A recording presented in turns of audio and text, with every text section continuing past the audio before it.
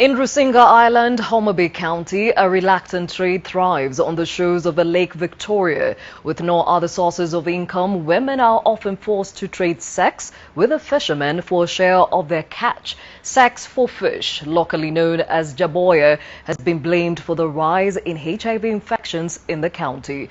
But a group of women in Homabay have come together to help in the fight against new infections and curb the practice by going out into the deep waters themselves to sieve a living. Bernard Ojwang with more. As the sun sets, fishermen residing along the beaches here in Rusinga Island prepare to cast their nets into Lake Victoria. Their fishing vessels are all ready, and soon the owners will board them and set sails into the dark waters. This is Rusinga Beach. It is around 8 p.m. Before going to the deep waters, the fishermen have to take care of some other more sinister and dangerous business. They engage with the women fishmongers who are keen to secure the best catch in the morning when the boats come in after a night of fishing. These women put their bodies on sale quite literally. Competition for the best fish is stiff, and so the women have no qualms about trading sex for the catch. This is what guarantees their survival here on the beach. This woman to get fish, she must have a person who is related to him for him to get fish. So she is the first person to get fish before even the owner of the boat, the woman of the boat, gets fish. Kama umempata na samaki hawezi kukupatia kama hujaenda ulale na yeye. Lazima ulale na yeye ndiye akupatie hata samaki moja ukuje ukule. Na sasa hiyo tunaona inazidi mambo ya ukimwi. For the past 5 years, Pamela Atieno, a 35-year-old widow and a mother of 6, has sold fish on the Kenyan shores of Lake Victoria. Like many other women in the fish trade, Pamela often had to pay with her body to get the prized fish, a system known in the local Luo language as Jaboya. Mimi yenyewe bwana yangu ilikufa. Nilibaki na watoto 6, mimi peke yangu. Jaboya kakuja kanidanganya. Tuizi na yeye. Tumeizi. Analeta samaki tunakula. Analeta samaki tunakula.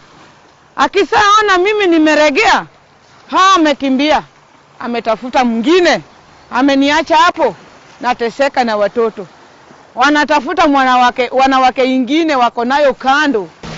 She was aware of the risks, but the immediate needs of her family override any concern she could have about contracting HIV. Ukikosa kupata Jaboya, utapata maisha mzuri.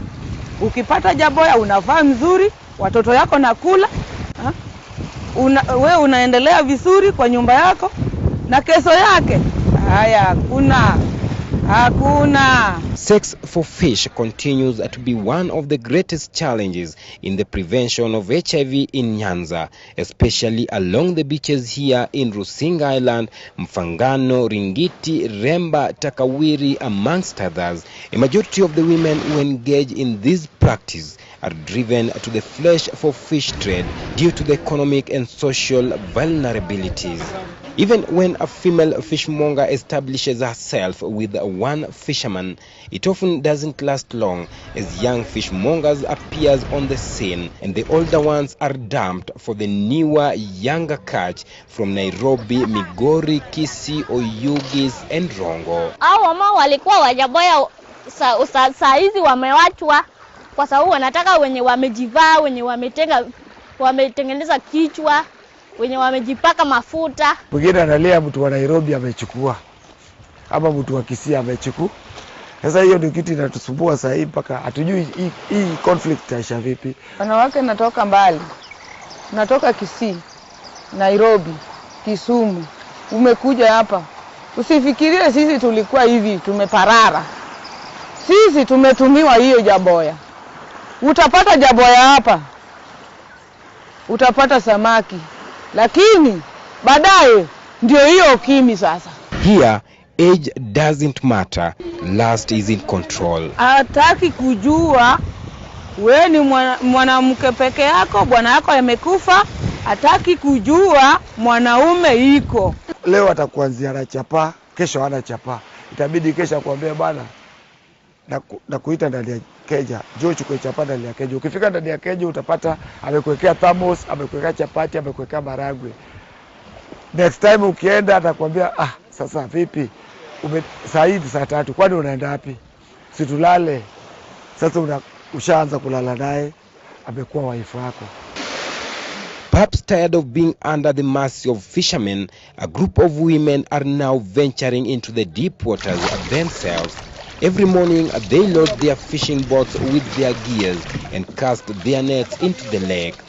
Their mission here is to ensure that there are less women who depend on the men to get fish to sell. Amongst them, Pamela. After completing house chores every morning, she takes her tools of trade and joins her colleagues on the shores of Lake Victoria. Well, along the lake shores, in most cases, the best catch will go for those women who are ready to offer sex, something that has really contributed to high rate of new infections here in Homabay County. But here in Rusinga Island, a group of women who have suffered in the hands of Jaboya have come together to help in the fight against this vice by going to the lake themselves, something that has really created conflict between them and fishermen. Tumeamua tufanye kazi, tuwache mambo ya Jaboya, tuwache mambo ya Jaboya, tunamaliza. The practice of Jaboya has long been associated with high levels of HIV infections in Nyanza, especially along the beaches.